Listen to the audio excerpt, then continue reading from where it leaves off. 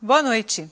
Ele foi o primeiro ombudsman da imprensa brasileira, quer dizer, o primeiro jornalista a representar os leitores dentro de um jornal, tanto perante a redação quanto perante a direção da empresa. Escreveu um livro sobre a experiência de produzir crítica e autocrítica no jornalismo diário. Agora prepara outro, a partir da tese que defendeu sobre a ética no jornalismo, em todos os meios de comunicação, do jornal impresso à internet. O Roda Viva entrevista esta noite o jornalista e escritor Caio Túlio Costa, professor de ética jornalística e presidente do Internet Grupo, que reúne os portais IG, Best e BR Turbo. A entrevista começa já já.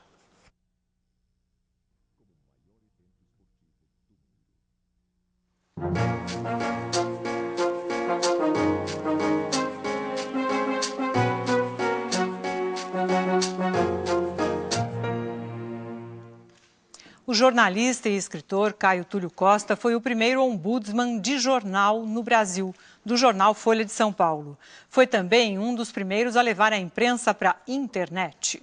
E depois de mais de 3 décadas de jornalismo, escreveu um estudo sobre as questões éticas e morais da profissão. Jornais, revistas, rádio, televisão, internet. Para que serve o noticiário, que hoje inunda bancas e aparelhos de TV e computadores? Enquanto se discute se os meios de comunicação ainda têm peso na formação da opinião pública por conta do excesso de informações, por outro lado, jornalistas e especialistas colocam em debate os dilemas de ordem ética e moral que rondam o trabalho dos profissionais da comunicação e daí tentam tirar lições éticas para a profissão, em especial para o jornalismo.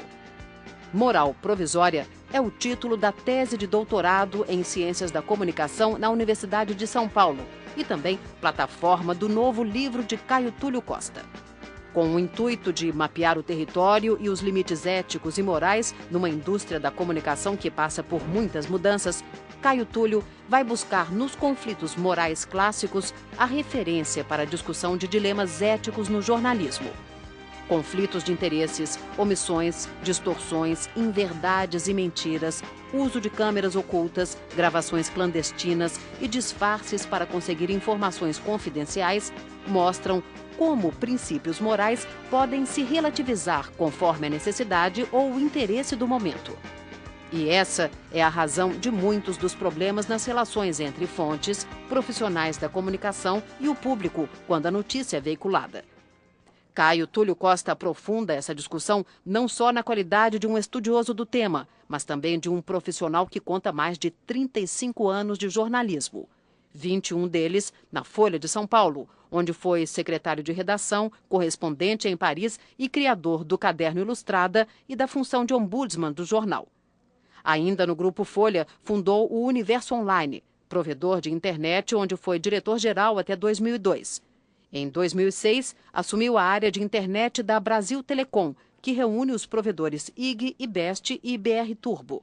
É professor de ética jornalística da Fundação Casper Libero, em São Paulo, e tem 3 livros publicados. O que é Anarquismo, da coleção Primeiros Passos, Cálice, que conta a história do movimento estudantil paulista na década de 70, e O Relógio de Pascal, onde fala de sua experiência de ombudsman, dos problemas éticos da imprensa e sobre o futuro dos jornais frente às novas mídias. Para entrevistar Caio Túlio Costa, convidamos Carlos Eduardo Lins da Silva, ombudsman da Folha de São Paulo, Luiz Garcia, colunista do jornal O Globo, Lia Rangel, da equipe do Radar Cultura, do jornalismo da TV Cultura, e Mário Sérgio Cortella, professor titular do Departamento de Teologia e Ciências da Religião da PUC de São Paulo.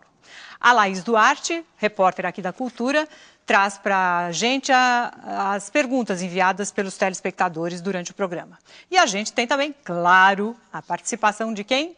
Paulo Caruso, registrando aí com seus desenhos os momentos do nosso programa. Mais uma vez a gente conta também com a colaboração de 3 usuários do comunicador Twitter, que permite troca de pequenas mensagens via celular e e-mail. Eles vão pôr na internet as impressões sobre a entrevista de hoje. E para ver o que eles estão escrevendo, acesse os endereços que aparecem na sua televisão. O Roda Viva também está no Twitter para nos seguir. É só clicar follow no endereço Twitter, twitter.com/rodaviva. Boa noite, professor Caio Túlio. Obrigada pela sua presença. Boa noite.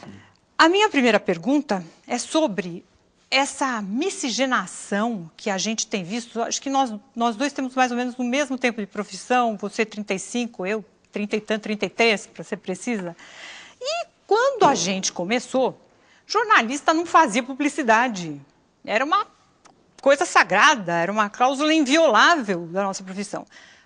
Para mim, ainda é até hoje, né? E em vários países a gente vê a mesma coisa. Agora, eu estou vendo uma bagunça de publicidade, merchandising em programas parajornalísticos e revistas que a gente sabe que não fazem as chamadas matérias pagas, editando perfis de jornalistas e falando, ele sim vende matéria, sim, vende espaço, sim, no programa dele na televisão, sem explicar para o leitor que isso é diferente, há casos e casos.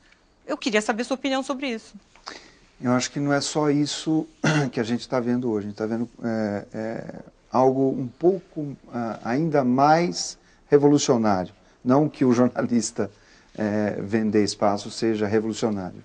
Não é isso que eu estou dizendo. Nós estamos vendo também pessoas que não são jornalistas fazerem jornalismo. Sim, mas... Né?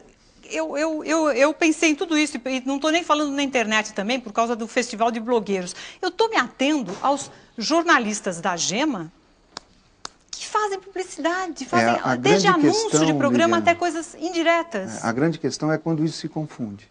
É quando o leitor de um jornal, de uma revista, o telespectador, não sabe que aquilo que o jornalista está fazendo é também publicidade. Essa é a nossa questão ética, essa é a nossa questão moral. Mas e a questão ética nossa também de, sei lá, eu de repente sair anunciando, sei lá, computador, por exemplo, e está num programa jornalístico de entrevista? Essa é a questão. É compatível? Eu te diria que é compatível desde que o ouvinte, o telespectador, o leitor, né, ele saiba exatamente o que está acontecendo. Se o jornalista está fazendo um merchandising, isso precisa estar explícito e claro. Discordamos se ele está fazendo, nisso, se ele está fazendo, não, aqui você tem computadores com a logomarca. Uhum.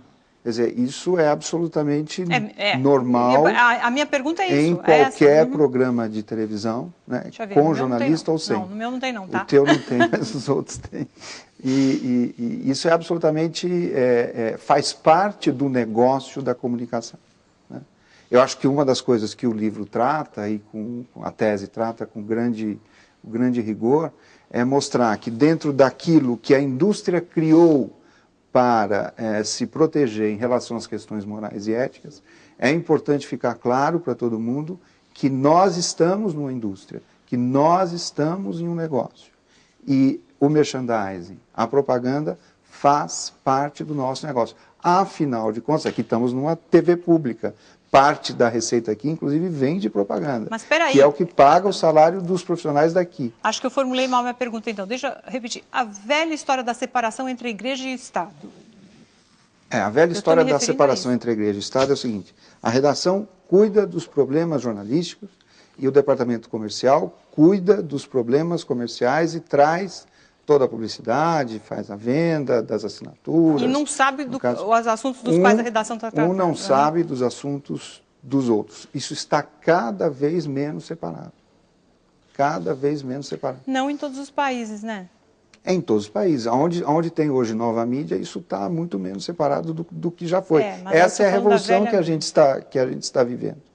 Você tem hoje cadernos que se encartam dentro de revistas, encartes dentro de jornal, chamando de informe publicitário, produzidos por jornalistas que são pagos para fazer aqueles informes. Agora, a grande questão, que eu acho que é a questão moral que nos coloca, é a da diferenciação. É fundamental que o consumidor saiba aonde está a propaganda e o que é informe publicitário, Caio, o que é propaganda. A Lília, ela traz à tona uma questão, se ela fosse a entrevistadora diretamente, ia fazer a pergunta a ela. Então, eu vou perguntar o que você acha disso que ela falou. A Lília deu a impressão, na fala, de que existe uma ética no jornalismo, que é a ética do jornalista. E se o jornalista tem ética, mesmo que o veículo seja, digamos, flexível na temática da publicidade, do merchandising, não tem importância. É no jornalista que a ética no jornalismo se ancora, ou é na empresa jornalista? Eu acho que a questão da Lília é a seguinte, como se ela dissesse aquele assim, jornalista... Eu sendo ética, tudo jornalista bem, mesmo que não... o veículo não seja, não tem importância. Eu sendo, já existe ética no jornalismo. Não, mas a questão é mais profunda. A questão dela é aquele jornalista, né, que está vendendo algum produto, algum serviço, alguma ideia, certo? E não deixa isso transparente para o seu consumidor. Essa é a nossa questão ética, essa é a nossa questão moral. Agora, nós não temos como fugir da questão comercial como um todo, do jornalismo como indústria, como um todo. Mas por que existe essa oposição entre o comercial e o ético? A sensação é de que se há lucro dentro da história, a sujeira ela se faz presente e, portanto, o jornalismo limpo seria um jornalismo em que o comercial não existisse, seria a igreja pura, né, e não o Estado, como a Lília lembrava. Essa oposição é histórica. É histórica e isso se fez dentro da mídia tradicional. Mas essa própria mídia tradicional, mesmo antes do advento da internet, já estava produzindo materiais onde se confundia a questão jornalística com a questão publicitária. Então, você não tem como fugir das duas questões. Assim como fugir do ponto de vista moral, né, da aparência de que você não está vendendo algum produto, algum serviço, alguma ideia, e de fato você está. Isso acontece. Seja do ponto de vista publicitário, seja do ponto de vista ideológico. Isso sempre aconteceu. Caio, o Cassiano Júnior de Recife pergunta, na sua opinião, o que é mais importante, o furo jornalístico aliado ao status que ele gera ao jornalista, ou a credibilidade da notícia e a ética aliados ao respeito aos direitos individuais e coletivos? Eu acho que ele mesmo já respondeu, é a segunda questão. O furo faz bem para o jornalista, né? E o jornalista, como todos os outros profissionais, também tem o direito de ser vaidoso. Muitas vezes a gente é muito mais vaidoso do que os outros, né? A gente se compara com os grandes, com os profissionais mais, digamos, com as categorias mais vaidosas. É evidente que o furo faz bem para o jornalista. Agora, é evidente que o furo tem a ver com a importância daquilo que ele está reportando. Muito mais, e com o serviço público que ele está prestando. Ele mesmo já respondeu. Caio, você não acha que nós temos um problema sério no eufemismo, com que os jornais, frequentemente, disfarçam a matéria paga? A palavra anúncio é detestada, e em troca usam eufemismos como informe publicitário ou coisa desse gênero, dando a entender que ali há uma notícia honesta, uma notícia sem segundas intenções. Por outro lado, nós sabemos que houve experiências fora do Brasil, particularmente nos Estados Unidos, de uma grande fusão entre os departamentos comerciais e de imprensa. Aconteceu a experiência do Los Angeles Times, que durou pouco mais de um ano e o jornal não se recuperou até hoje. Isso, de certa maneira, eu tenho a impressão que deteve um pouco, digamos, a moda do eufemismo. Eu acho que tem um pouco isso também. Não há nos veículos de comunicação, de alguma importância, de alguma seriedade, esse grande fator que os torna honestos, que nem sempre dá lucro. Você não concorda? Eu acho que você toca na questão do eufemismo, e quanto mais explícito e claro for para o consumidor, melhor, sem dúvida. Agora, não resta a menor dúvida de que o informe publicitário já é digamos, uma expressão tradicional e uma expressão que faz com que a gente reconheça que aquilo não é um produto jornalístico. Claro, né? eu estou defendendo então, a expressão pelo menos. Neste caso, eu acho que já se avançou um pouco nesse sentido. Agora, quanto mais se usar o eufemismo, como pior, também né? uma outra coisa que é um pouco mais indireta, que é, no meio de televisão, a proibição de que pessoas que são jornalistas apareçam em anúncios, vendendo este ou aquele produto. Nós conhecemos casos de pessoas que perderam o emprego por causa disso. E eu acho isso uma coisa, um fator saudável, além de representar também, por parte da empresa jornalística, uma defesa de sua própria imagem. Também é uma legítima defesa, tanto quanto de boa consciência. Sim, perfeito. Mas não se esqueça de que, conforme a tecnologia vai nos dando novas oportunidades de conhecer novas mídias, e elas vão aparecendo, esta preocupação, que é uma preocupação que eu posso dizer que era uma preocupação arraigada na imprensa tradicional, que inventou a separação entre o que a Lilian muito bem chama de igreja e Estado, que é uma maneira clássica de se entender isso, essa separação está cada dia menor. Não, eu não estou defendendo baixar a guarda de forma alguma. E vai ser cada dia menor mesmo, porque as coisas passam a se confundir e essa interpenetração entre comercial e informação vai ser cada vez mais visível. E você talvez considere agravado pelo fato de que a mídia via computador, ela contribui para a salada geral de uma forma extraordinária. Porque aí, então, é muito mais difícil se identificar o que é jornalismo, o que é comercial e o que é, às vezes, pura maluquice. Pode ser. Não é verdade? Sem dúvida. Sim. A sua tese de doutorado ela é muito pouco normativa. E isso causou até um certo incômodo em alguns membros da banca que examinaram a sua tese. Você podia explicar por que a sua tese é pouco normativa, se é uma tese de ética? Quer dizer, em geral, quando a gente pensa em ética, a gente pensa que vai ler um trabalho que vai dizer você deve fazer isso, você não pode fazer aquilo. Por que a sua tese não é normativa? Tá. É o seguinte, ela é uma tese que ela tenta discutir o jornalismo como ele é, e não como ele deve ser. Esse é o objetivo da tese. Mas por quê? Eu não me propus a dizer como o jornalismo deve ser. Não fazia parte desse trabalho e não era esse o meu objetivo. Eu não queria fazer normas para o jornalismo. Mas por que você não queria fazer normas? Um manual para o jornalismo. Eu quis explicar como ele é, né? E tentar entender no que ele se molda e mostrar, inclusive, que além de problemas como esse que você fala, Lilian, ele tem problemas muito mais profundos,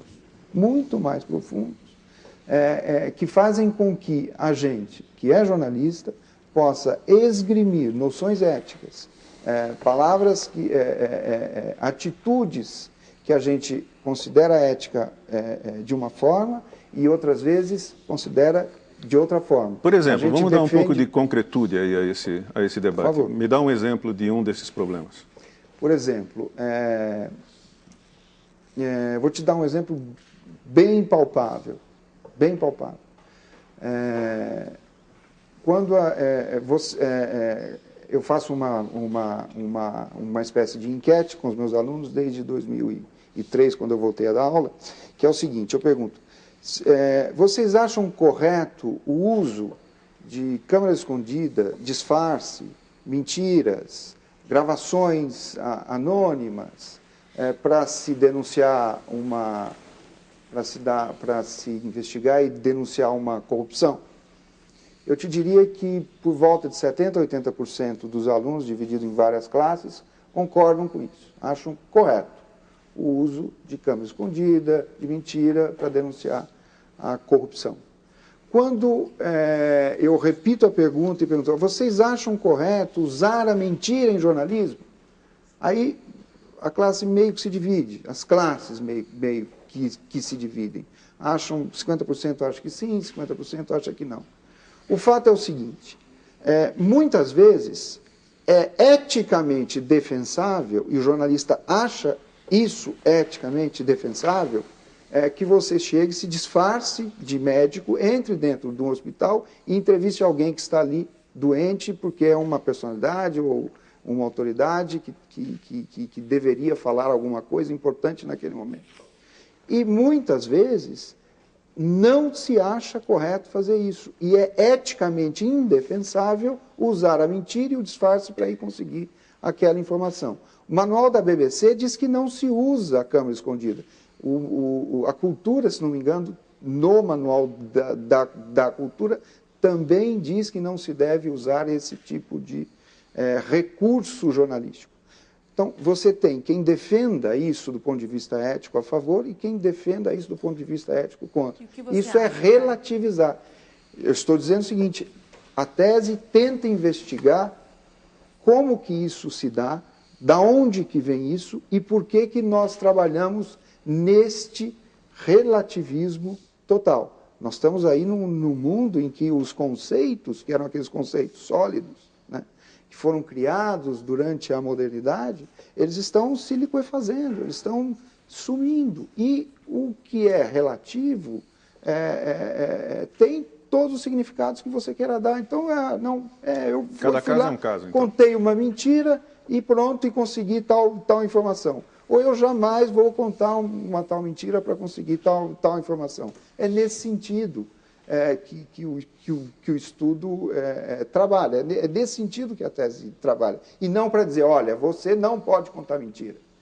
Eu fui buscar uma discussão do Kant com Benjamin Constant, lá no final do século XVIII, onde o Kant defende que não se deve mentir, o Benjamin Constant diz, sim, é possível mentir. Para salvar uma vida, eu posso mentir.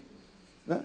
No livro importante, que é o livro da Janet Malcolm, um livro do começo dos anos 90, que se chama O Jornalista e o Assassino, vários escritores defendem, não só nas reportagens que viram livro, e mesmo na ficção, o uso da inverdade. Para não falar mentira, usam a palavra inverdade. São exemplos clássicos que estão aí. O Hamlet, que é o grande exemplo usado na tese, é uma pessoa que finge, durante a peça toda, que está louco. E enquanto está fingindo, está planejando cada ação, ele monta uma peça de teatro dentro da própria peça do Shakespeare, para tentar mostrar para o seu padrasto, que matou o seu pai, a cena na qual ele matou seu pai. E com isso ele pede que as pessoas vejam e olhem a reação dele para saber o que ele estava, como é que ele se sente naquele momento da revelação.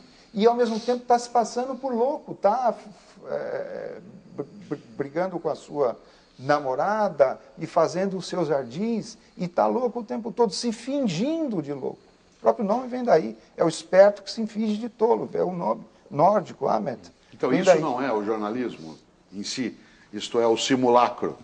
Não, isso que o jornalismo A ideia de que a realidade aí está, que o jornalismo é uma captura na sua múltipla face, seleciona o que entende ser aquilo que precisa ou pode ser exposto e publica, divulga, põe a imagem, mas usa recursos que são entendidos como moralmente defensáveis que ao mesmo tempo, dependendo da maneira como você aborda a questão, são entendidos como moralmente indefensáveis. Isto faz parte do jornalismo. Mas você recorre à filosofia na tua tese. Eu ali, com gosto, muito boa na estrutura, na condição, você recorre à filosofia. E menos ao jornalista. Isto é, os clássicos do jornalismo, aqueles que produziram. Está a discussão sobre ética no jornalismo fora do jornalismo? Isto Absolutamente não. Jornalistas não são aptos para falar sobre ética? Não, absolutamente não. Professor Cortella, o livro é um livro de comunicação. Sim. A tese é uma tese de comunicação que usa a filosofia no sentido de dar pretender dar alguma solidez às reflexões que tentam entender o fazer jornalístico. E no fazer jornalístico nós temos esse gravíssimo problema moral, colocado desde a perspectiva de uma moral clássica, que hoje, para um mundo de relativismos, não é mais um problema moral como era na moral clássica. O Max Weber, no começo do século XX, já nos explicava o que era a ética da convicção, o que era a ética da responsabilidade. E se você aplicar o Max Weber à realidade atual, você vai ver que o Bin Laden pratica a ética da convicção e o Bush pratica a ética da responsabilidade. Certo? E são ambos, é uma relativização total dos conceitos, se você pegar aqueles conceitos antigos da própria filosofia. Eu uso a filosofia para tentar entender a comunicação e entender como se faz o jornalismo. Agora, o trabalho é um trabalho absolutamente, no fundo, jornalístico. Sim, bastante. Mas você diria que o jornalismo eu preciso fazer um intervalo. Eu preciso fazer um intervalo. A gente volta já com o Roda Viva, que hoje é acompanhado aqui por 3 tuiteiros que estão pondo na internet os comentários deles sobre o programa. André Deck, jornalista, Elisângela Roxo, jornalista do Estado de São Paulo, e o também jornalista Marcelo Soares. Até já.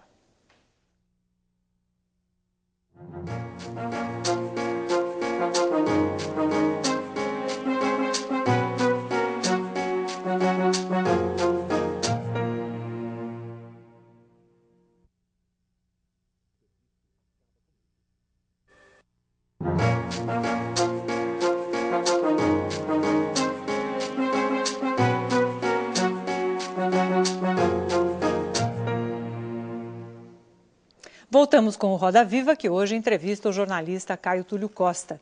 Ele é presidente do Internet Group, que reúne os portais de Internet IG, IBEST e BR Turbo.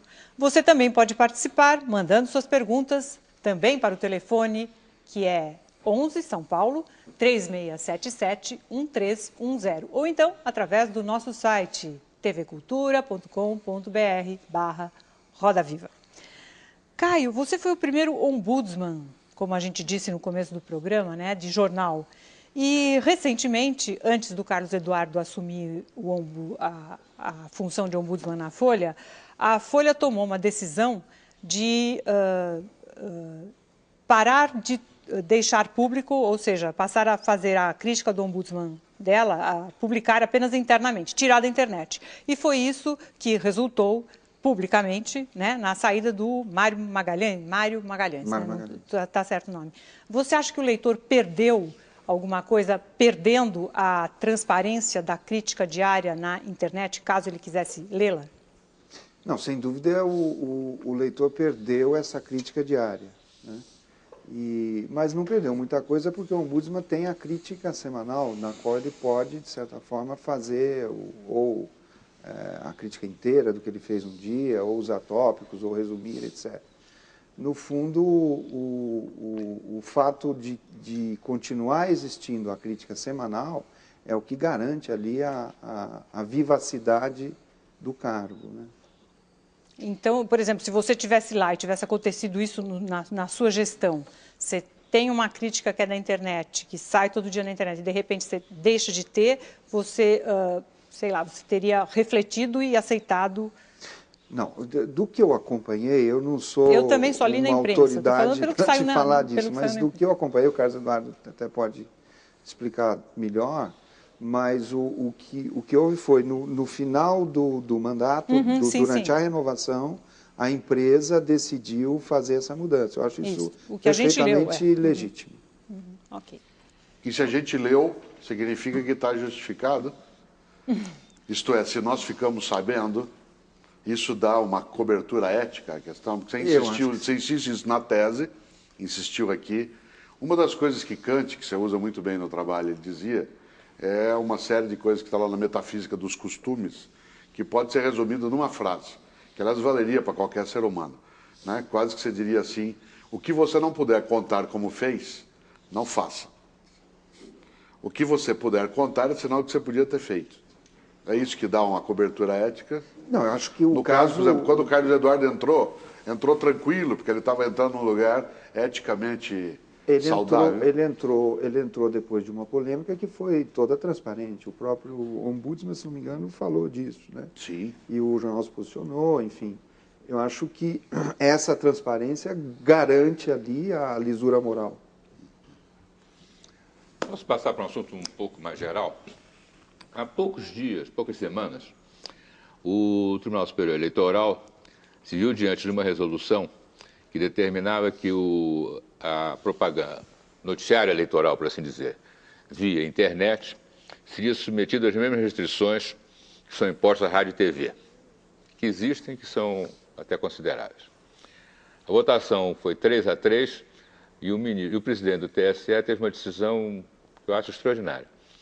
Ele disse que ele não queria que tivesse, porque a internet nasceu para ser livre, ela só tem sentido como livre. O que resultou numa decisão meio arrumada de que, a partir de então, qualquer problema relativo à internet no noticiário eleitoral seria decidido caso a caso. Decidiram que não iam decidir coisa nenhuma. Como é que você analisa isso? E como é que você acha que decidir que vai se decidir caso a caso é não decidir nada, na minha opinião? Que postura você acha que é mais conveniente num caso desse? Essa decisão, nós estamos falando de duas coisas. Então, tem uma decisão anterior, que já vem lá desde o início do não, estou falando só da mais recente. Não, mas tem uma decisão anterior que diz que a internet deve seguir os mesmos parâmetros da radiodifusão. Certo. E aí, né? voltar a discutir. O que já está completamente errado, e o IG, inclusive, entrou com uma ação contra isso, ganhou em primeira instância, e na segunda instância ela foi arquivada, porque o juiz achou que o instrumento legal não era aquele, que era uma ação declaratória, não podia ser, etc. Está completamente errado, porque os portais não são concessão pública. Então, isso aí já tem um erro, e um erro gravíssimo, que é o TSE legislando, coisa que ele não pode fazer.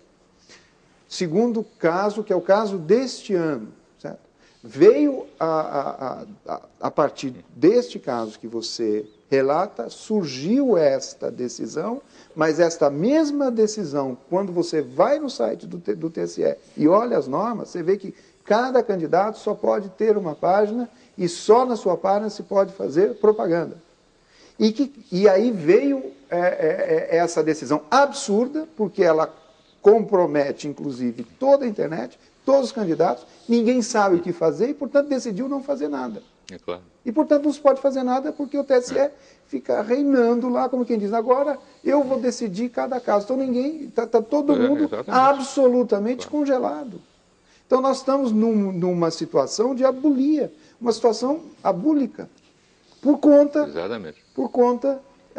do juiz que não entende os problemas que a nova mídia traz. Mais um problema. São vários. Se você pegar na parte final da tese, eu arrolo ali pelo mais de 20 problemas novos, seríssimos. Você não concorda, inclusive, que a justiça, seja em que nível for, não tem agilidade para interferir num processo eleitoral para impedir qualquer coisa que ela considere abuso? Concordo. Não tem. Talvez o voto do presidente do TSE seja mais uma confissão de não vou meter nisso porque não dá para fazer. Não estou entendendo. Não estou entendendo e, portanto, não se faz nada. Não se faz nada. E fica todo mundo com medo.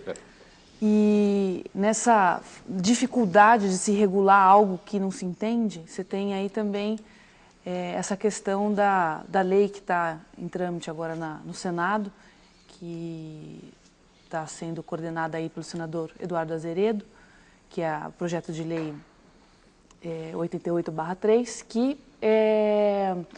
fala sobre as práticas de crime na internet.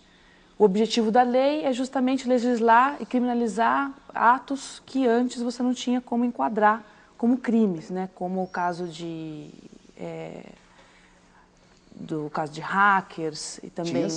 Tinha sim. A lei é absolutamente dispensável. Então, é isso que eu queria... E já foi bem pior do que está agora lá. Isso é a justificativa que o próprio senador tem dado, né? A fúria legislatória, né? Exatamente. E justamente infringiria a prática de qualquer usuário que poderia compartilhar dados. Pelo fato de não entender a questão tecnológica como um todo, esse bombardeamento de informações totalmente assimétricas, enfim, aí aparece também essa fúria regulatória, digamos, né, que é a tentativa de legislar sobre algo com o qual já se há controle, porque nós temos o Código Civil. Se você quiser saber o que aconteceu em um provedor, né, com um determinado e-mail, etc., basta um juiz dar a ordem, os provedores entregam aqueles logs, mostram o que aconteceu. A única coisa que essa lei tem, e que não precisa de lei para isso, bastam normas, enfim, você não precisa o legislador vir com essa fúria toda, é pedir para que os provedores guardem os logs. Assim como já a indústria de telecomunicações guarda todos os dados de quem ligou para quem, que hora foi, etc, etc. Então você tem tudo isso gravado, isso tem que ficar guardado durante algum tempo.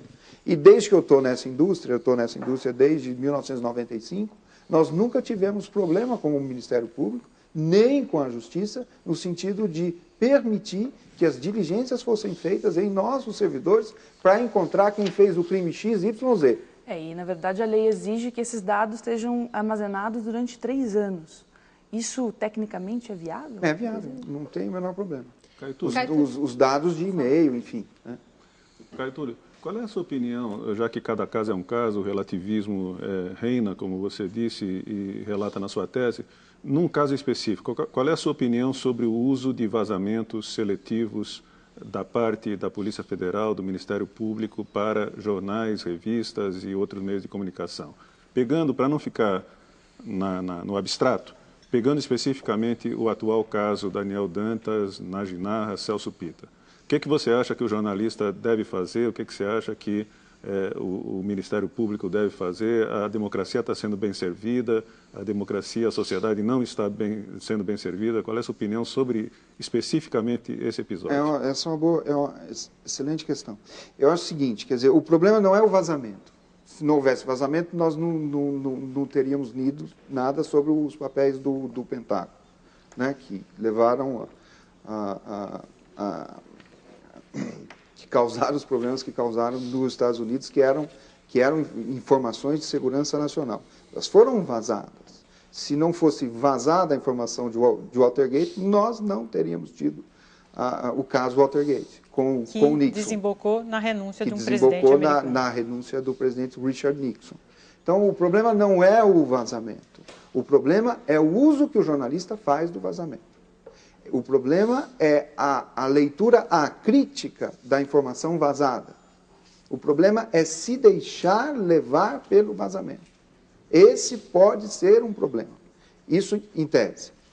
Do ponto de vista dos últimos fatos, e de fatos que a gente vem vendo há bastante tempo, eu acho que esse país nunca teve tanto acesso a informações, seja de corrupção em todos os níveis governamentais, corrupção empresarial, corrupção, problemas com o legislativo, quanto tem tido de alguns anos para cá. Nunca teve tanta informação. E isso é sensacional. Isso é sensacional. O que não é sensacional? O que não é sensacional é nós, jornalistas, não sabemos lidar com esse tipo de informação, com esse monte de informação e com esse monte de interesses. Eu acho que cabe a nós tentar dizer, tentar explicar para os nossos leitores, para os nossos telespectadores, o que significa cada uma dessa informação. Quais são os interesses em conflitos? Quais são as forças em tensão? Como é que isso se move? É nesse sentido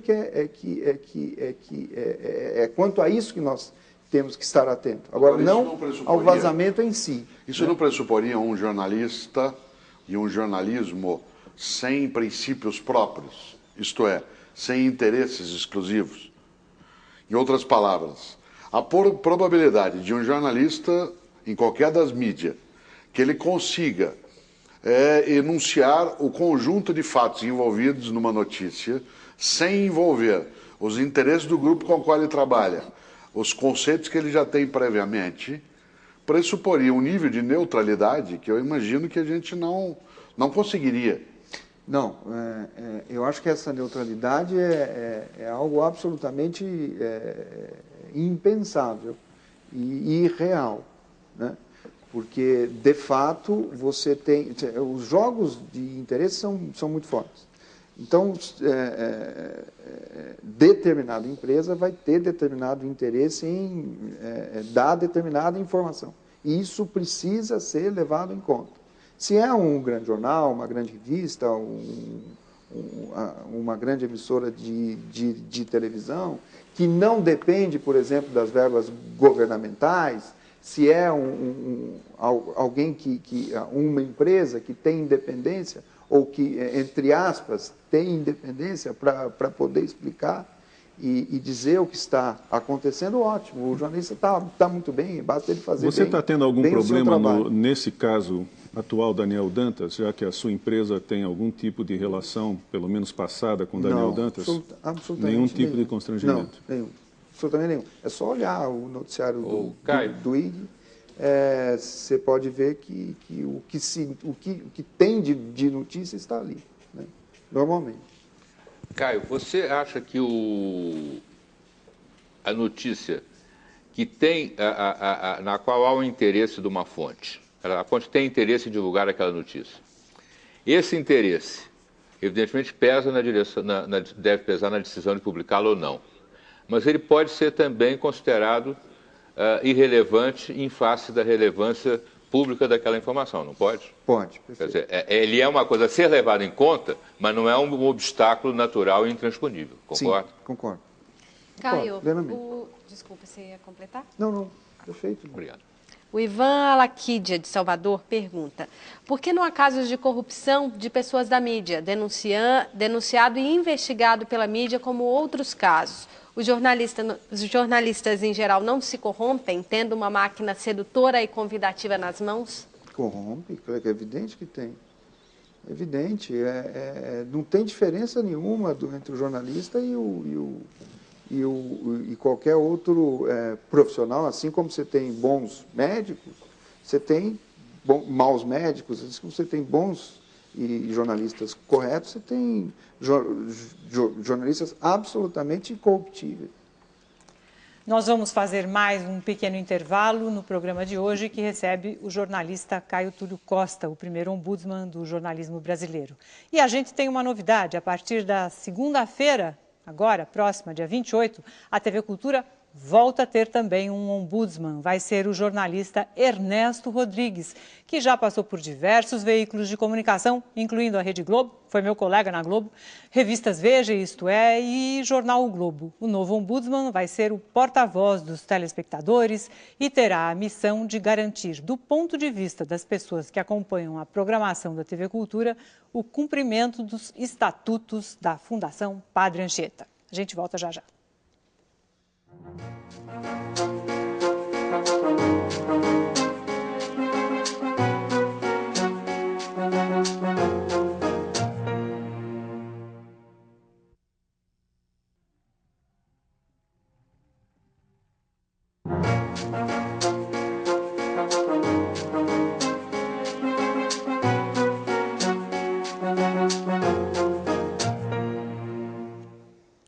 Você acompanha hoje no Roda Viva a entrevista com o jornalista Caio Túlio Costa, presidente do Internet Grupo, que reúne portais IG, IBEST e BR Turbo.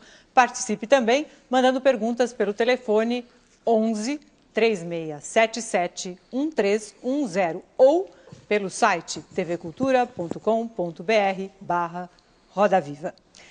Caio, caso Isabela e outros, a imprensa se excedeu, extrapolou? Eu acho que esse caso ele é paradigmático, né? O Carlos fez já algumas coisas sobre isso, já falou na Folha. E eu queria pegar só um outro dado, que é o seguinte: eu acho que a nossa imprensa, no caso Isabela, foi acometida do que eu chamo de síndrome da escola base. Durante o episódio da escola base, a imprensa toda ouviu a autoridade policial e acreditou nela de forma absolutamente acrítica, né? E, com isso, condenou-se previamente todos os professores e diretores daquela escola envolvidos naquele caso, e viu-se depois que eram absolutamente inocentes e não tinham nada, interpretações errôneas levaram à cobertura que a imprensa fez. E no caso da Isabela Nardoni, você tinha uma coisa muito esquizofrênica, você tinha jornais, como por exemplo o Estado de São Paulo, que não estava acreditando piamente na autoridade policial. Você teve episódios, por exemplo, a Rede Globo levou uma entrevista enorme do casal, dando todo o direito de resposta possível e imaginável ao próprio casal durante um determinado momento, né? E ao mesmo tempo, subjugada, a imprensa estava subjugada pelo discurso da própria autoridade policial, né? E nós não sabemos ainda o que aconteceu, mas eu tenho a impressão que a população tem uma convicção de culpa. E, queiramos ou não, e aí você tem capa da Veja, etc., queiramos ou não, o casal já foi condenado, e foi condenado pela imprensa. E isso, cá entre nós, as democracias ainda não conseguiram resolver, que é esse problema de você culpar, incriminar e condenar pessoas antes que a própria justiça possa fazê-lo, né? Nós não conseguimos resolver isso ainda. Laís, você queria fazer perguntas de telespectadores e está conseguindo pouco. Não, tem inúmeras perguntas chegando pelo telefone 0 operadora 11 3677 1310. O Robson Delgado, aqui de São Paulo, pergunta: na mídia, um jornalista tem que concordar com a política de sua empresa de trabalho ou ele pode emitir opiniões próprias, mesmo sendo elas polêmicas? Ou ele pode emitir essas opiniões próprias, mesmo elas sendo polêmicas dentro da empresa? Depende da empresa. A empresa que o Carlos trabalha permite que jornalistas emitam opiniões. Vocês se entendam sobre omitir, por favor? Eu acho que você tem colunistas absolutamente polêmicos em jornais e revistas que não necessariamente refletem o ponto de vista estrito ali da empresa com a qual trabalha. Depende da empresa. Quer dizer, e você tem empresa que não deixa acontecer nada absolutamente, e que censura tudo, e que controla tudo que sai, né? E uma das coisas importantes dessa nova mídia é que esse tipo de controle está cada dia mais difícil de ser feito, né? Por falar em novos assuntos e novas mídias, o Douglas Nascimento, de Pernambuco, pergunta: a mídia atual está preparada para discutir os avanços da área biotecnológica, como, por exemplo, as células-tronco, os transgênicos, a clonagem, tudo isso? Eu acho o seguinte, quer dizer, e aí é uma crítica a nós, jornalistas, né? Nenhuma reportagem que a gente faça, seja em televisão, seja no jornal, seja na revista, ela não resiste à análise de um especialista. Não resiste. Ele vai encontrar uma omissão, ele vai encontrar um erro, ele vai encontrar uma distorção, né? E, então, nesse sentido, eu te diria que nós estamos sempre preparados para tudo. E estamos preparados para isso também. Agora, é evidente que vamos fazer com muito erro, com muita omissão, com muita distorção e com muito problema. Porque isso faz parte do jornalismo. Caio, queria aproveitar o anúncio da Lilian que o novo ombudsman vai começar aqui na Cultura para tratar de uma outra questão aí também, em relação ao dilema ético do jornalista, que é pensar o seguinte: o novo ombudsman vem para verificar se o estatuto da TV Cultura está sendo cumprido. E a TV Cultura, ela não atende além do mercado aí. Ela está numa outra esfera, que é justamente de atender a um direito e não ao mercado. E aí eu faço uma pergunta: a comunicação se restringe a um negócio? E a ética do jornalista de uma empresa pública é diferente da ética do jornalista de uma empresa privada? Não, eu acho que mesmo a TV Cultura, por mais que o seu estatuto a coloque como uma empresa de serviço público, ou como uma TV pública, para ir um pouco mais adiante nessa conversa, está sujeita às leis de mercado. Tanto está que nós temos intervalo, nós temos anúncio, nós temos os breaks, certo? Agora, a programação como um todo não emula uma TV comercial como um todo, mas ela está sujeita a essas leis do mercado. Ela está sujeita ao negócio, à indústria da comunicação, sem dúvida nenhuma, assim como está a BBC. Assim como Mas, Caio, uma coisa que não ficou clara desde o começo do programa, acho que para mim, e temo que se não tenha ficado clara para mim, algum telespectador também tenha entendido tão pouco quanto eu, não sei se é permissividade da tua parte em relação ao jornalista. A indústria da comunicação, claro, se é iniciativa privada, ou não sei como são os estatutos exatamente, não sou uma especialista em estatuto de fundação, mas é claro que a gente começou a trabalhar em empresa privada, e ainda bem que tinha anúncio na empresa privada para pagar os salários da gente. Agora, o jornalista fazendo anúncio, para mim, não ficou claro que você ache certo e como você acha que dá para o jornalista deixar claro para o público, para a massa em geral, ainda mais a da televisão, mas não precisa, sabe? Eu acho que é qualquer um, tem uma coisa separada, porque quando o Luiz falou que achava que era saudável o jornalista da televisão ser proibido de fazer anúncio, você também não discordou, então eu queria entender a tua posição. Não, eu não acho certo, eu não faço isso, nunca fiz isso. Não estou colocando eu quero a tua posição sobre eu estou dizendo o seguinte, eu estou tentando analisar a tua questão, porque por mais que a gente ache certo ou ache errado, né, isso é um dado real. O que eu estou dizendo é o seguinte, tudo bem, esse é um dado com o qual nós temos que trabalhar. O jornalista hoje faz merchandising, por exemplo, certo? Alguns fazem, outros não fazem. Dentro do jornalismo, a minha preocupação é com a credibilidade da profissão. Há jornalistas que fazem, certo? E o que eu acho que é relevante do ponto de vista da questão moral é que isso seja transparente. Mas como é que você acha que o público pode entender essa transparência? O público não vai conseguir fazer uma diferença. Exemplo, sei lá, eu fazendo um anúncio de um carro e entrevistando aqui o presidente da fábrica do carro. Qual é a distinção que o público consegue fazer entre elas? Ô, Caio, mas isso já não é... Você mesmo, de certa maneira, já disse que é merchandising, mas não é Mas anúncio. aí é que está essa a diferença fundamental. Não, claro que é anúncio, quando propaganda. Admitir que faz merchandising, parece que o merchandising é alguma coisa permitida. Exato, vamos deixar claro isso. Me parece, mas merchandising, anúncio, publicidade, tudo isso é a mesma coisa. Mas são maneiras diferentes de fazer. São maneiras... Artista de TV pode fazer, etc., e não tem problema. Agora, jornalista é antiético. Sabe qual é a diferença, Mário? Artista está na ficção, o jornalista está encarregado de transmitir a realidade. Eu não sei, o Milor Fernandes disse que todo jornal deveria ter no frontispício a clássica frase: qualquer semelhança com fatos ou pessoas reais é mera coincidência. Tá certo, o Milor é o Dizer Milor. que o jornalismo não é ficção já é um outro debate. Olívia, o fato é o seguinte, eu acho que você não vai conseguir colar a esse jornalista a informação se ele é mais ou menos crível, se ele faz ou se ele não faz. Eu tô preocupada com a credibilidade da profissão e não do jornalista, entendeu? Eu estou preocupada com essa miscelânea, com essa mistureba, com essa salada a que eu estou assistindo, é isso? O fato é que ela está cada vez mais explícita e isso explicita a sua realidade industrial. Essa é a realidade do jornalismo também. Ele faz parte disso, né? A televisão tem os breaks comerciais. Sempre e é isso que a sustenta, e é para ter, é isso que acho que o Mário não está entendendo.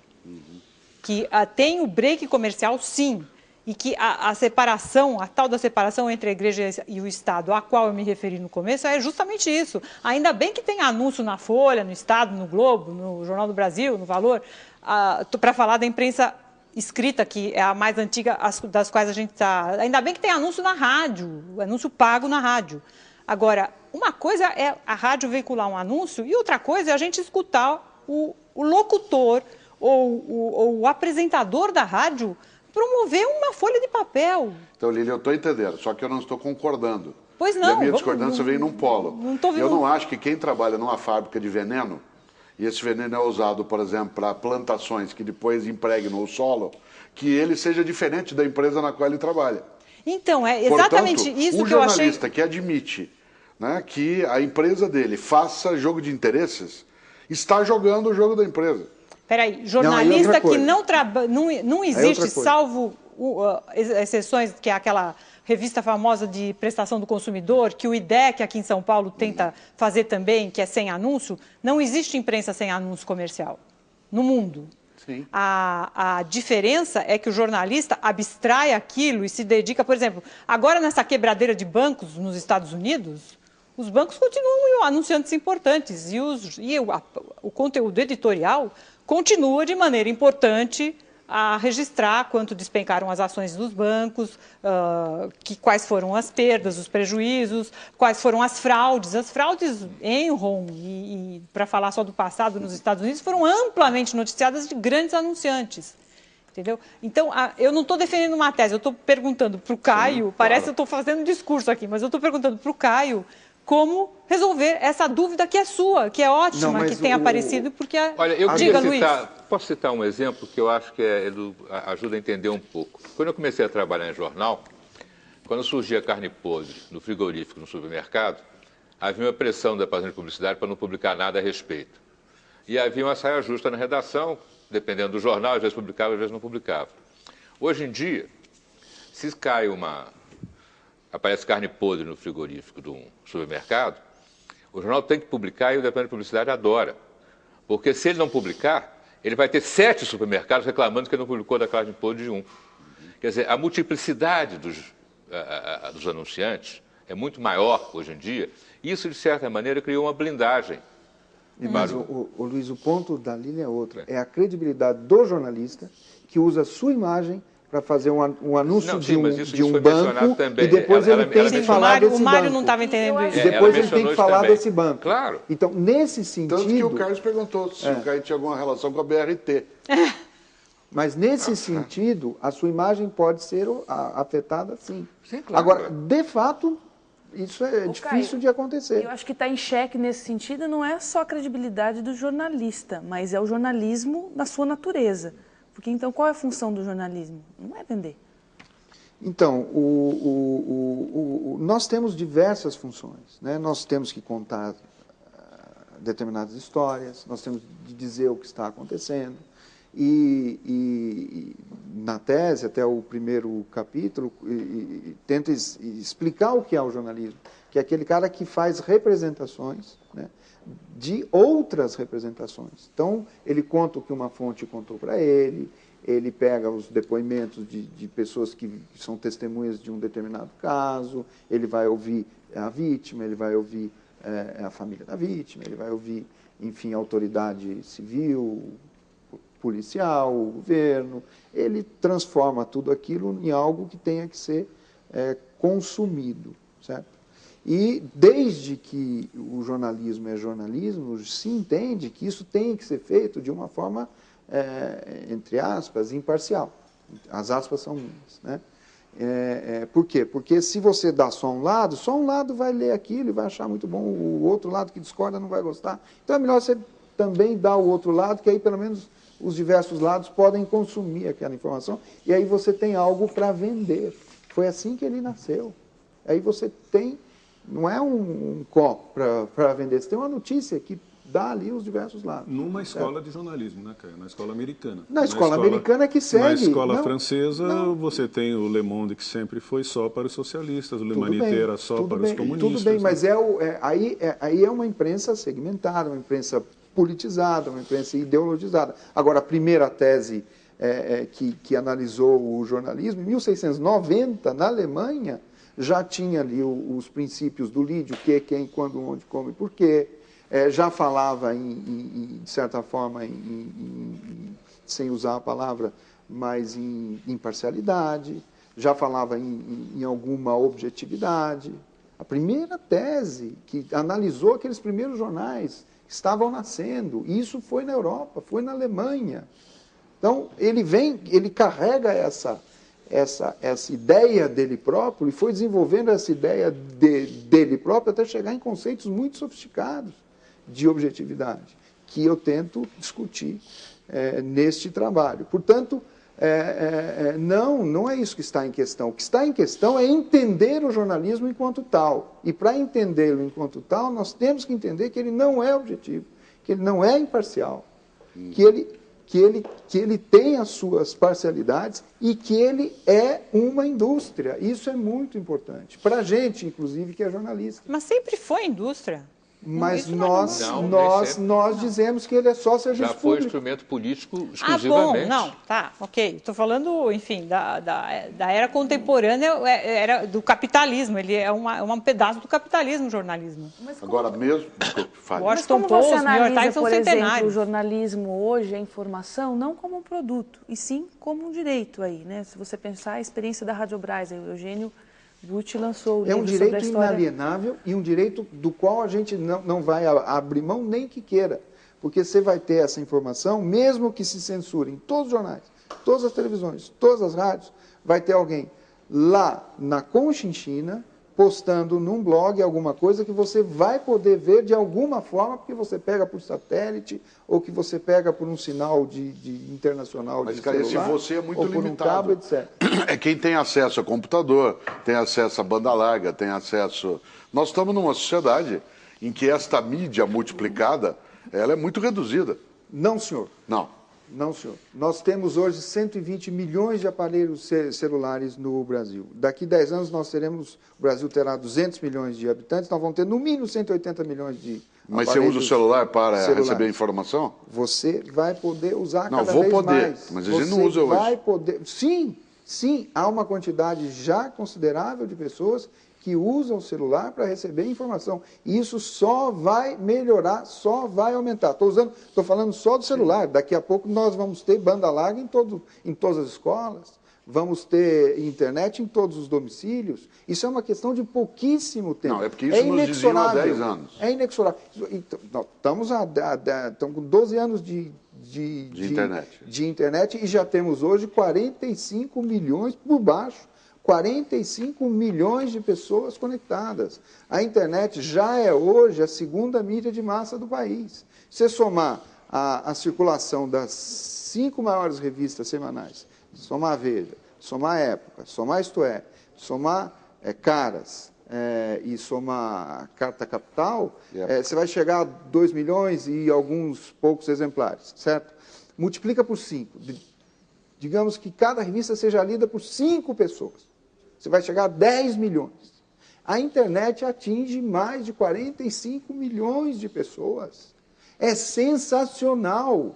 Ela é muito mais democrática hoje já do que as revistas, do que os jornais. Se você somar todos os grandes jornais brasileiros, você não chega, e multiplicar por 5, você não chega na circulação das revistas, por exemplo. Esse número total de pessoas que têm acesso à internet, você consegue saber quem tem acesso à internet como informação, ou quem tem acesso à internet apenas para, sei lá, jogos e coisas do gênero? Sabe. Então, qual é a percentagem? Eu te diria que desses 45 milhões aí, de 15% a 20% consomem informação, notícia, todo dia.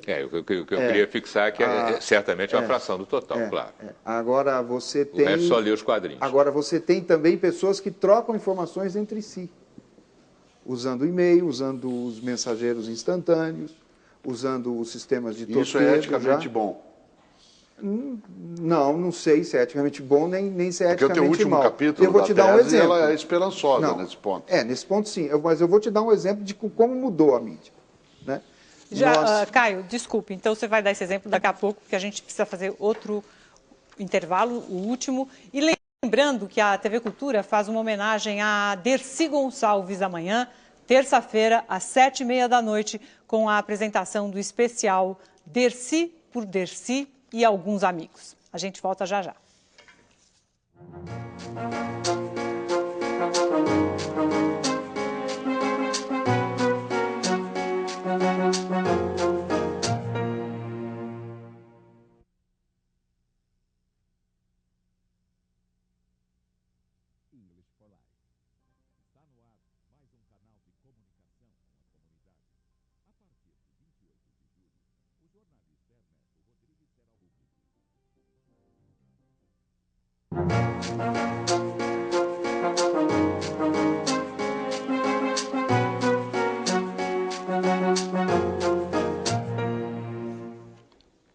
Você acompanha hoje no Roda Viva a entrevista com o escritor e jornalista Caio Túlio Costa, presidente do Internet Group, que reúne os portais IG, IBEST e BR Turbo. Caio Túlio, na sua opinião, o que está faltando no Brasil para a imprensa ter mais credibilidade, subir naquele famoso ranking da credibilidade junto à população? Pergunta difícil, eu não sei o que falta. O que eu posso dizer é o seguinte, nós não temos uma imprensa ruim. Nossa imprensa é uma imprensa boa. É uma imprensa séria, é uma imprensa correta.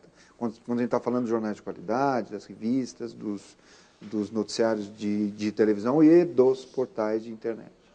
Então, eu acho que nós temos aí, eu acho que uma imprensa da qual o Brasil pode se orgulhar. Agora, não estamos bem junto à população. A opinião pública. De fato, não estamos bem. E não estamos conseguindo transmitir, nós como um todo, né, transmitir digamos, esse grau de seriedade, esse grau de credibilidade para a população como um todo. Agora, é evidente que temos que aprimorar isso para chegar a níveis de aceitação superiores. O primeiro passo para isso, qual seria? Eu acho que trabalhar a informação do ponto de vista da seriedade, ser um pouco mais crítico em relação a essa própria realidade. Quando você fala crítico, você quer dizer crítico ou menos ingênuo? Você falou muito em gente acrítica, por exemplo, vazamento de polícia, acrítico. Será que acrítico, assim, se perguntar, será que esse vazamento não foi editado? Será que... enfim, apurar com mais lados, é isso também? Eu acho que sim, ser menos ingênuo, você é muito feliz na expressão. Eu tenho, enfim, eu trabalho em redações há muitos anos. E eu acho que um dos problemas seríssimos que temos, eu acho que precisa ser resolvido e vai ser resolvido, e é uma questão de tempo, é a questão educacional. Então, é a questão do ensino do jornalismo, da formação do jornalista. Eu acho que a formação ainda é uma formação precária. Né? Por que você acha que vai ser resolvido, Caio? É uma profissão de fé que você está fazendo? Eu acho que é um tempo. Eu acho que não vai ser resolvido nada, eu acho que só vai piorar. Por que você acha que com o tempo vai ser resolvido? Você é muito pessimista, cara. Você é muito pessimista. Eu acho que tem que ser resolvido. Por exemplo, o Brasil não tinha as crianças todas nas escolas. Hoje nós temos 98% das crianças na escola. Aí temos um problema a mais, que é a qualidade do ensino dessas escolas, que é ruim, certo? Agora, as crianças já estão, na sua grande maioria, nas escolas. Pois é, você estudou em escola pública, eu estudei em escola pública, no colegial, e era boa a escola pública. Hoje a gente sabe que não é. Você fez faculdade de jornalismo, já era ruim no seu tempo, como era no meu, a gente sabe que hoje é pior. Por que você acha que vai melhorar? Porque as crianças estão na escola. Quando eu estudei na escola pública, o Brasil era um país de 60, 70 milhões de habitantes. Hoje ele é um país de quase 200 milhões de habitantes, 190 milhões de habitantes. A nossa responsabilidade é muito grande, porque nós fomos delegando, assumindo em relação ao Estado, tirando do Estado todo aquele dever que a gente tinha que cobrar dele, né? Nós somos uma geração que os nossos pais, ou essas gerações mais novas, colocaram os filhos na escola particular, deram um transporte particular para os seus filhos, se isolaram em condomínios, cuidando deles próprios a segurança das suas casas. E nós fomos desobrigando o Estado das funções que ele tinha, né? E eu acho que com o próprio desenvolvimento da sociedade, nós vamos fazer com que essas obrigações retornem. Eu não tenho a menor dúvida de que o fato de ver 98% das crianças no ensino fundamental vai fazer com que a gente consiga melhorar esse ensino, e consiga melhorar o ensino médio, e consiga melhorar o ensino universitário. Tem que ser. É uma tarefa de 50, de 100 anos? Não sei. Agora, tem uma coisa curiosa. Você não concorda, desculpa. Há um dado concreto. Por exemplo, a mídia divulga discussões sobre educação. Você está colocando o valor da educação escolar como um ideal republicano, né, uma coisa forte.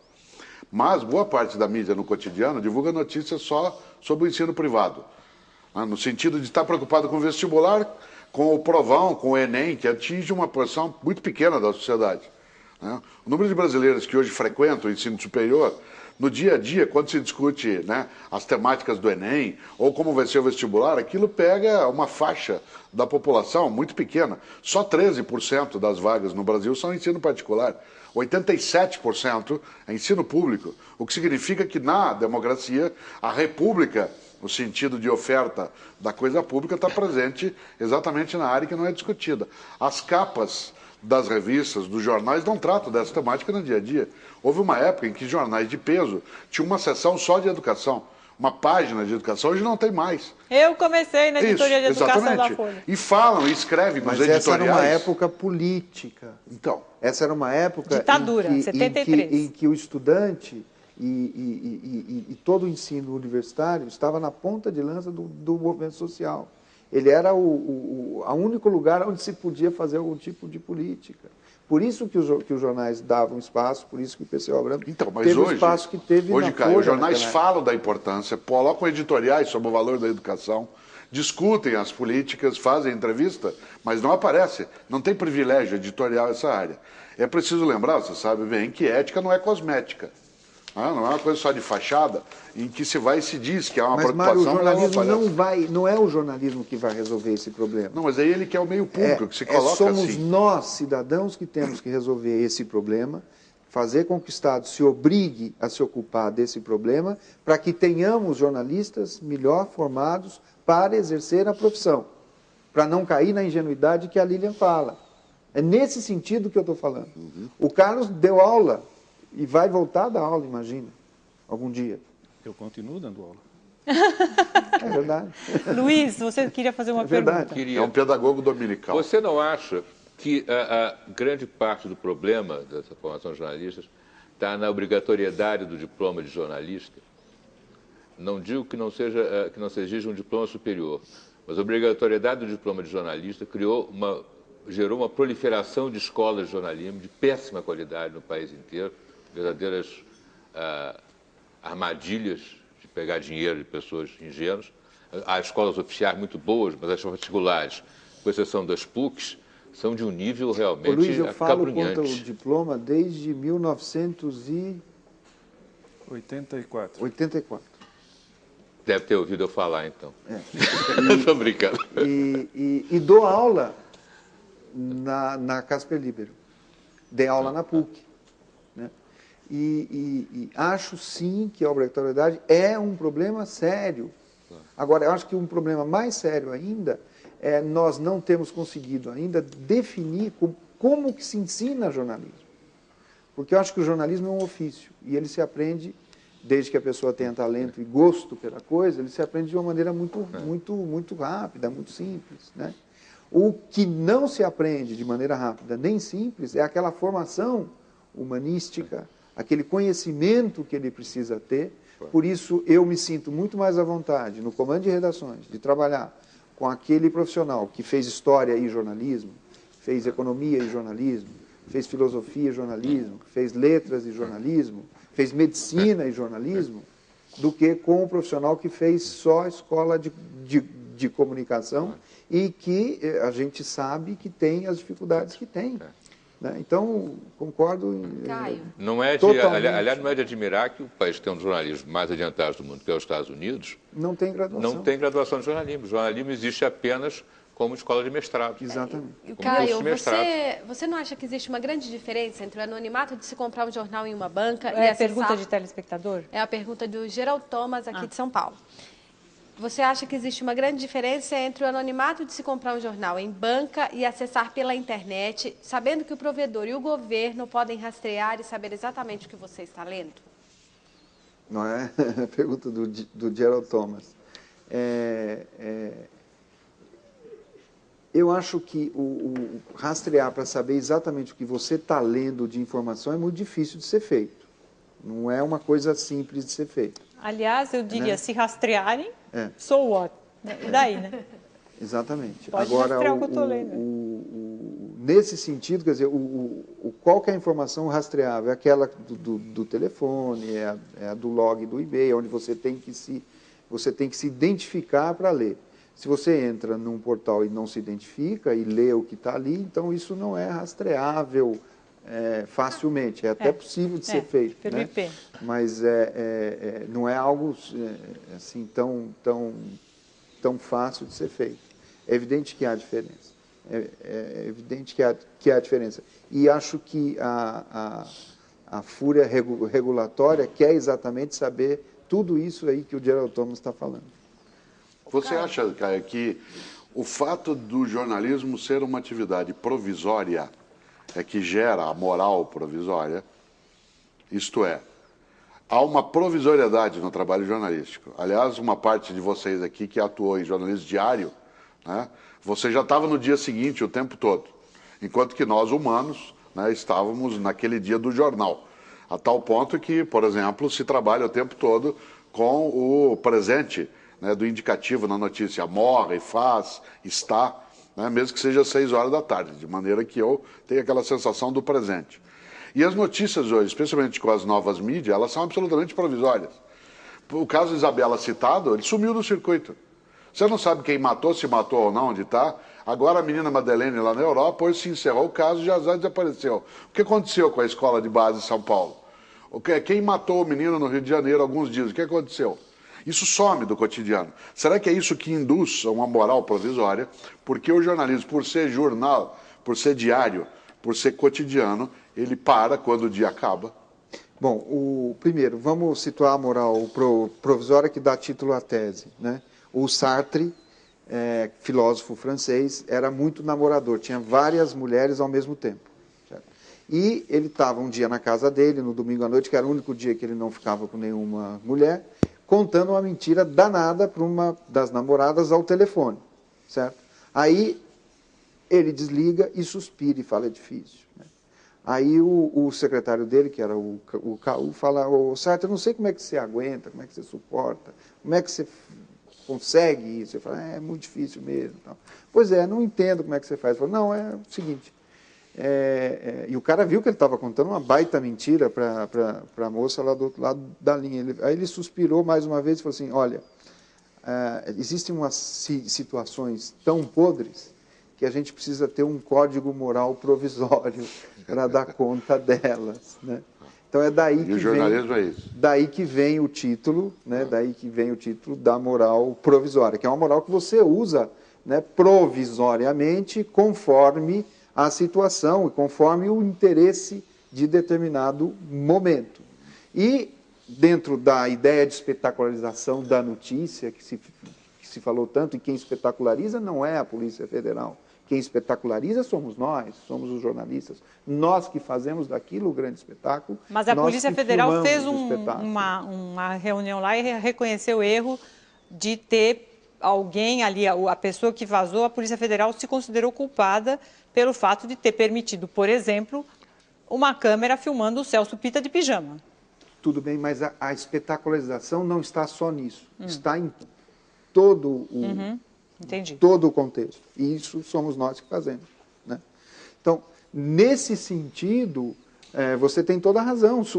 A coisa acontece e é um espetáculo enquanto está acontecendo. E daqui a pouco some que você já tem outros espetáculos para ser coberto. É prêt-à-porter. Né? E é aquilo que vai movimentar os nossos corações, as nossas mentes e todo o trabalho do repórter e do jornalista. É nesse sentido. A gente quer agradecer, então, a presença aqui no Roda Viva hoje, dos nossos entrevistadores, que tanto nos ajudaram, do nosso entrevistado, claro, o professor Caio Túlio Costa. Agradecemos também a sua atenção e colaboração. As perguntas dos telespectadores que não puderam ser apresentadas aqui durante o programa por falta de tempo vão ser encaminhadas ao nosso convidado. E a gente volta na próxima segunda-feira, às 10h40 da noite. Uma boa semana para todo mundo e até lá.